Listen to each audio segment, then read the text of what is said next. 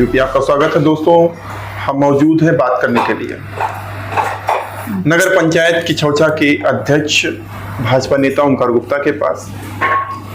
स्थानीय मुद्दे और राष्ट्रीय मुद्दे पर हम चर्चा करेंगे।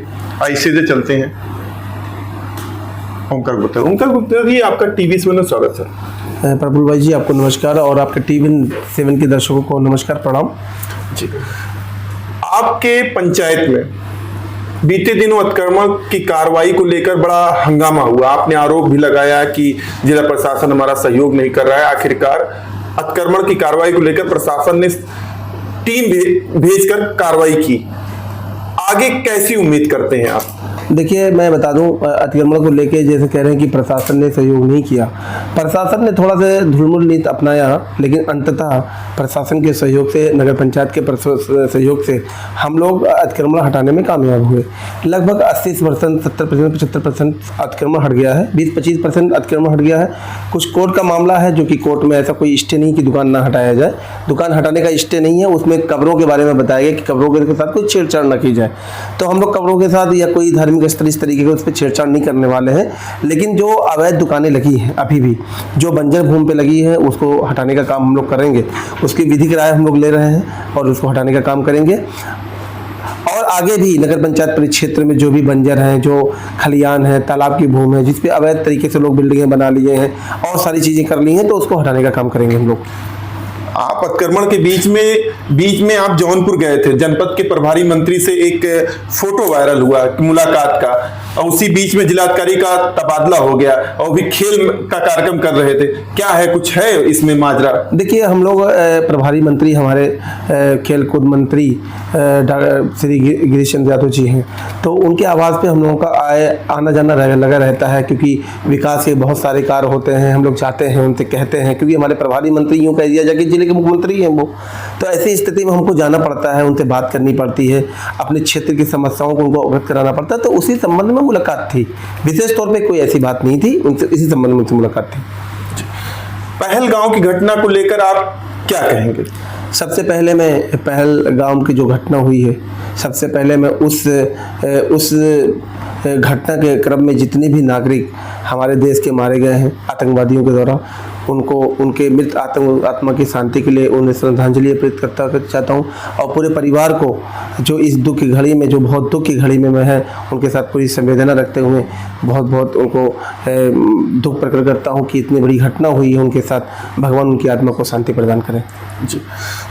एक चीज़ है, समाजवादी पार्टी पीडीए का नारा देने वाले अखिलेश यादव ने आरोप लगाया है कि श्रीनगर से जो फ्लाइट आ रही है वो बेतहाशा बढ़ोतरी कर दी गई। देखिए, इतनी समय दुख का समय है हम लोगों के लिए, क्योंकि हमारे देश का एक नागरिक के जीवन का बहुत बहुमूल्य है। तो सबसे पहले किराया बढ़ाया जाना या नहीं बढ़ाया जाना, अभी ये सब्जेक्ट आज और कल में नहीं है मेरे ख्याल से। इस तरीके का बयानबाजी बचकानी बयानबाजी है। अभी तो हमें सिर्फ इस बात को देख के चलना है कि हम ना समाजवादी पार्टी के हैं, ना हम भारतीय जनता पार्टी के हैं, ना हम बहुजन समाजवादी पार्टी के, ना कांग्रेस के। अभी पूरी तरीके से पूरे भारत को एकजुट होकर एक साथ खड़ा रहना चाहिए, क्योंकि आतंकवादियों के खिलाफ लड़ाई पूरे भारत के एक व्यक्ति, एक नागरिक को लड़ना है। और ऐसी स्थिति में चाहे वो विपक्षी पार्टियां हो, चाहे हमारे पक्ष की पार्टियां हैं, सभी को अपने भारत देश के साथ खड़ा होना चाहिए और सब लोग मिलजुल कर, एकजुट होकर ऐसे आतंकवादियों का सफाई करने का काम करना चाहिए। इसमें राजनीति नहीं करनी चाहिए। स्थानीय मुद्दे की बात करते हैं। आपके नगर पंचायत क्षेत्र में लगभग मान के चलें कि 20,000 से ऊपर की आबादी है।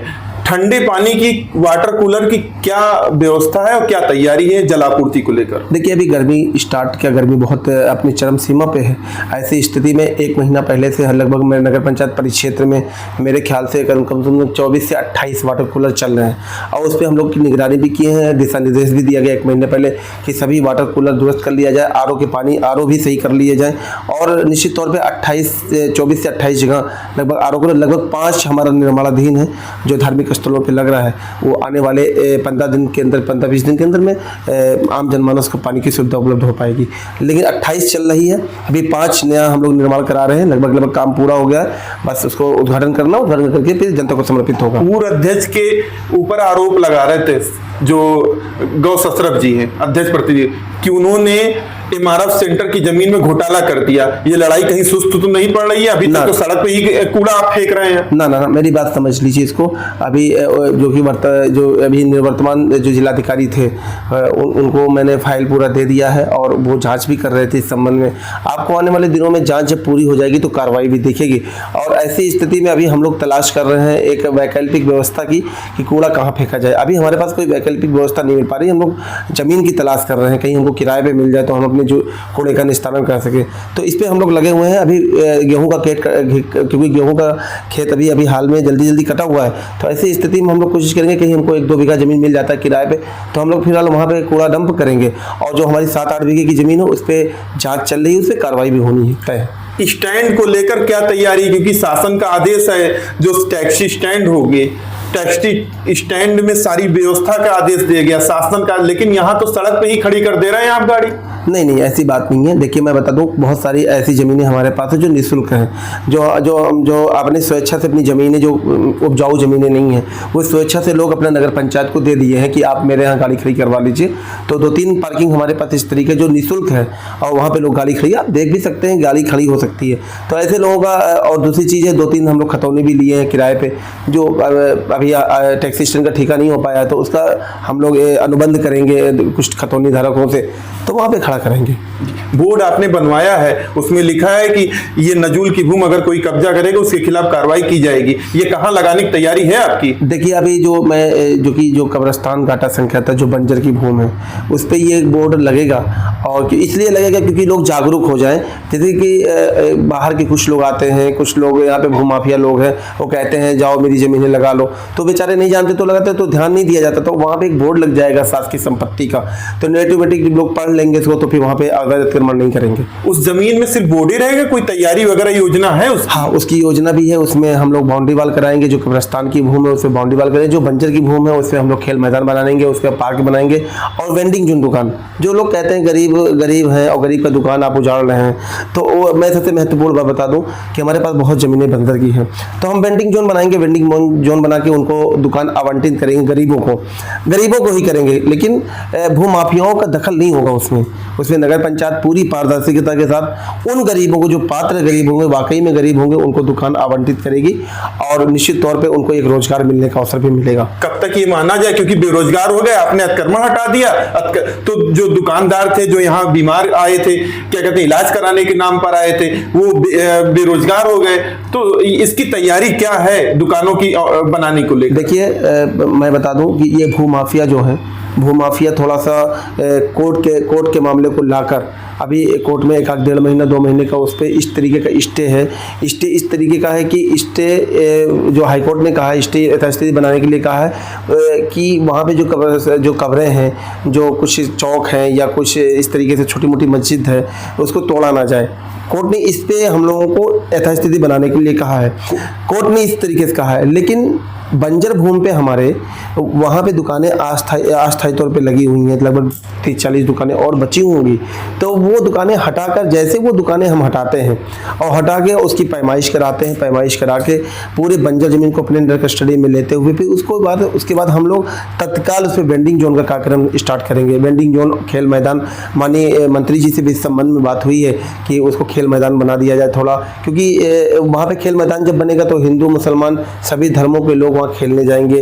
और जो कि शारीरिक विकास खेल से ही होता है, तो शारीरिक विकास भी खेल से होगा, तो निश्चित तौर पे एक नया आम मिलेगा। और फिर हमारा जो किछौचा नगर पंचायत है वो खेल के मामले में अव्वल दर्जे पे पहुंचेगा, जिले स्तर पे जाएगा, फिर प्रदेश स्तर पे जाएगा। जब खेल का मैदान ही नहीं रहेंगे तो हमारी जनता नहीं खेल पाएगी, तो फिर उनका मानसिक विकास के साथ साथ शारीरिक विकास भी रुक जाएगा। तो ऐसी स्थिति में खेल मैदान तो बहुत अति आवश्यक है। आप ईओ से सहयोग ना मिलने की बात कर रहे थे, हर समय चर्चा में थे कि वो बोर्ड नहीं लगा, वो अपने कमरे में जो है फोटो नहीं लगा रहे हैं सरकार के प्रधानमंत्री और मुख्यमंत्री वगैरह। देखिए उनका संवैधानिक अधिकार है और उनका संवैधानिक पद है ईओ का। तो ईओ का जो प्रोटोकॉल होता है सरकारी, माननीय प्रधानमंत्री जी का फोटो लगाना या माननीय मुख्यमंत्री जी का फोटो लगाना या महापुरुष डॉक्टर भीमराव अम्बेडकर जी का फोटो लगाना और राष्ट्रपति जी का फोटो लगाना, ये तो प्रोटोकॉल है, उनको खुद स्वतः लगा देना चाहिए। नहीं लगा रहे हैं और लगा भी दिए मेरे ख्याल से, तो ऐसी स्थिति में ठीक है, कोई दिक्कत नहीं है।